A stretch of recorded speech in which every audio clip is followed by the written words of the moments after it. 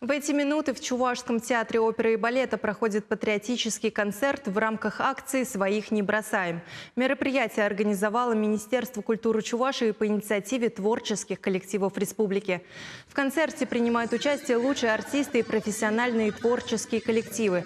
Стоит отметить, что все билеты были проданы за 2 дня почти на 880 тысяч рублей.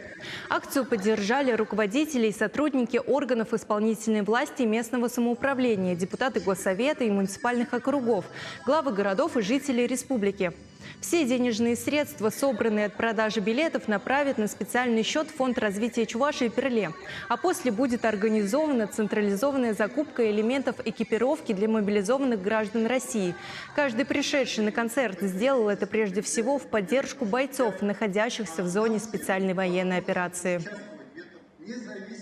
Сегодня в Театре оперы и балета состоялся патриотический концерт, который был инициирован работниками отрасли культуры.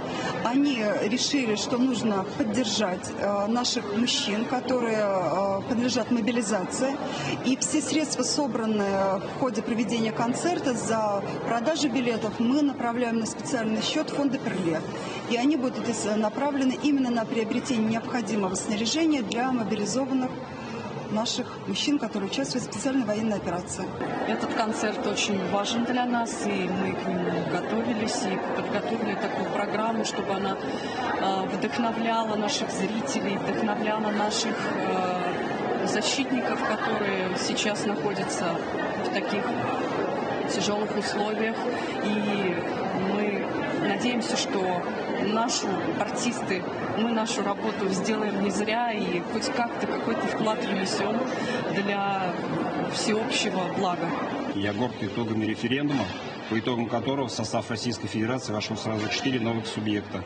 Я верю, что с этим событием мы приобретем много нового, станем еще более сильной державой. И желаю всем нам вместе новых успехов, новых побед, в том числе спортивных. Вместе, Перле, Щеничин, Дерезембатне. Работники Чувашгаза оказали посильную помощь фонд Перле. Сегодня мы